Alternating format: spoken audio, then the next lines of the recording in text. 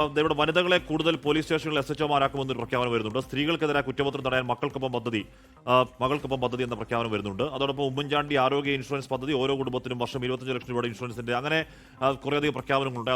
അതോടൊപ്പം ജൻസികൾക്ക് വേണ്ടി ആ തലമുറയ്ക്ക് വേണ്ടിയുള്ള ഒരു പദ്ധതിയുണ്ട്.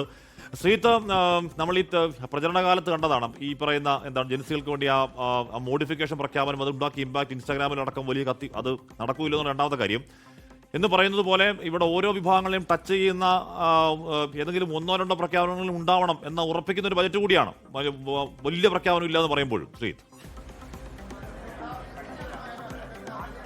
ഹാഷ്മി, ഈ ബജറ്റ് വളരെ സൂക്ഷ്മതല സ്പർശിയാണ്. അതിൽ രാഷ്ട്രീയമായിട്ടുള്ള കൗശലങ്ങൾ ഒളിഞ്ഞിരിപ്പുണ്ട്. മാത്രമല്ല UDFന്റെ പുതിയ MLAമാർ ജയിച്ചു വന്ന സ്ഥലങ്ങളെ കാര്യമായി പരിഗണിച്ചിട്ടുണ്ട്. UDFന്റെ ശക്തി കേന്ദ്രങ്ങളെ കാര്യമായി പരിഗണിച്ചിട്ടുണ്ട്. അതാണ് നേരത്തെ ഹാഷ്മിയും SKനും സൂചിപ്പിച്ച പോലെ തിരുവഞ്ചൂരിൻ്റെ കോട്ടയം നഗരത്തിലെ സ്കൈ വാക്ക് അത് വീണ്ടും പൊടിതട്ടിയെടുക്കുകയാണ്. മാത്രമല്ല അവിടെ ധാരാളം ട്രോളുകൾക്കും മറ്റും ഇരയായ സ്കൈ വാക്ക് പുനരുജ്ജീവിപ്പിക്കുന്നത് മാത്രമല്ല കൊല്ലത്ത് ചിന്നക്കടയിലും SKന്റെ ജില്ലയായ കൊല്ലം ചിന്നക്കടയിലും സ്കൈ വാക്ക് വരികയാണ്. അതായത് കോട്ടയം നഗരത്തിൽ കണ്ടതുപോലെയുള്ള അത്തരം ആ മാതൃകയിലുള്ള ഒരു സ്കൈ വാക്ക് സംവിധാനം ചിന്നക്കടയിലും വരികയാണ്. അപ്പോൾ കൊല്ലത്ത് ബിന്ദു കൃഷ്ണ ജയിച്ച സ്ഥലത്ത് ഒരു ഇടപെടൽ എന്ന നിലയ്ക്ക് അവിടെ സർക്കാർ പരിഗണിക്കുന്നുവെന്നാണ്. ഒപ്പം തന്നെ പത്തനാപുരം മണ്ഡലത്തിൽ റിംഗ് റോഡ് പദ്ധതിക്കായിട്ടുള്ള പണം നീക്കിവെച്ചിട്ടുണ്ട്. ഇതോടൊപ്പം തന്നെ കരുനാഗപ്പള്ളി അടക്കമുള്ള മേഖലകളിൽ റവന്യൂ ടവർ സ്ഥാപിക്കാനുള്ള പണം നീക്കിവെച്ചിട്ടുണ്ട്.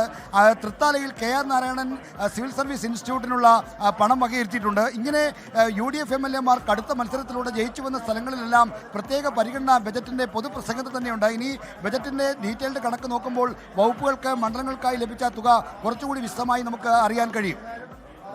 പാസിയായി പറഞ്ഞത് ശബരിമല, കൊട്ടിയൂർ, ഗുരുവായൂർ, തിരുവല്ലം ക്ഷേത്രങ്ങൾ തിരുപ്പതി മോഡലാക്കും എന്ന് പറഞ്ഞല്ലോ. അതും ഒരു കുറച്ചൊരു വലിയ പ്രഖ്യാപനമാണെന്ന് തോന്നുന്നു ശ്രീത്. തീർച്ചയായും സാമൂഹികമായിട്ടുള്ള ഇടപെടൽ കൂടി ലക്ഷ്യം വെച്ചിട്ടുള്ള പ്രഖ്യാപനങ്ങളുണ്ട്. ഈ കൊട്ടിയൂർ അടക്കമുള്ള ഈ തീർത്ഥാടന സർക്യൂട്ടിന് പുറമെ ഡൽഹിയിൽ ശ്രീനാരായണ ഗുരുവിൻ്റെ പ്രതിമയും ഒപ്പം തന്നെ അവിടെ ഒരു സാംസ്കാരിക കേന്ദ്രവും സ്ഥാപിക്കുമെന്ന പ്രഖ്യാപനവും അതിനായി പണം നീക്കിവെച്ചിട്ടുണ്ട്.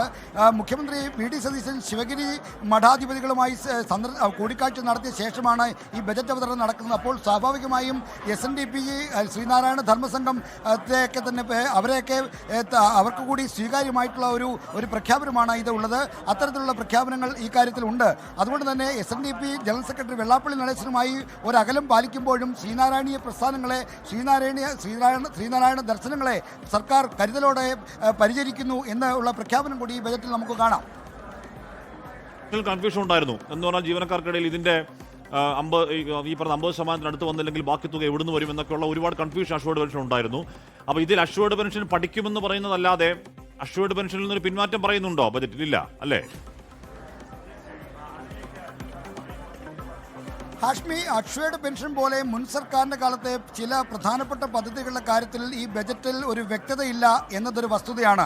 അക്ഷയുടെ പെൻഷനെ പറ്റി പഠിക്കും, ഇതിനായി ഇതിനെപ്പറ്റി അതായത് ഇതുമായി ബന്ധപ്പെട്ട കാര്യങ്ങളെ പറ്റി ഒരു വിശദമായ പഠനം നടത്തും എന്നാണ് പറയുന്നത്.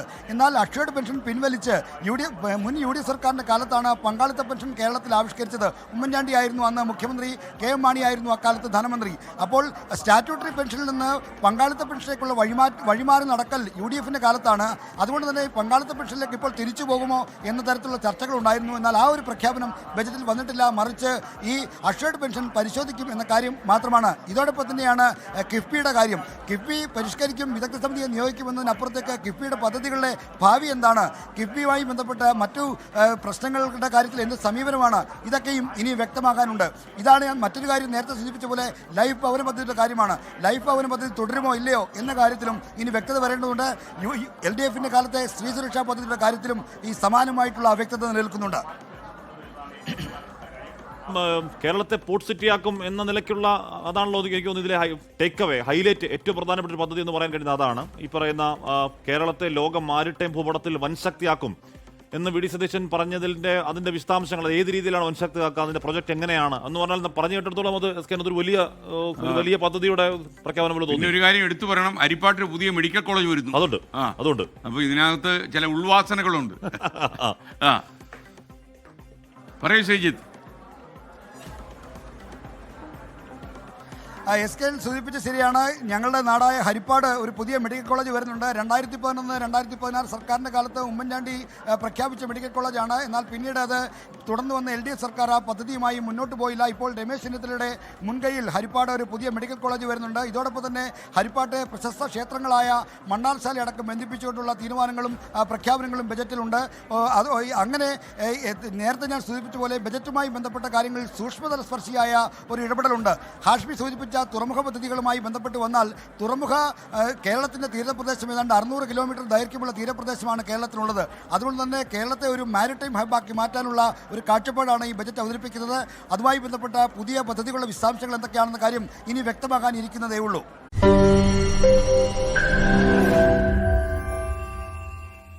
ലോകത്തെവിടെയായാലും ഏത് സമയത്തും 24 വാർത്തകളും ഓഗ്മെന്റഡ് റിയാലിറ്റി പാക്കേജുകളും എക്സ്പ്ലെയിനറുകളും വിശദമായി കാണാൻ ഞങ്ങളുടെ യൂട്യൂബ് ചാനൽ നിങ്ങൾക്ക് സബ്സ്ക്രൈബ് ചെയ്യാം.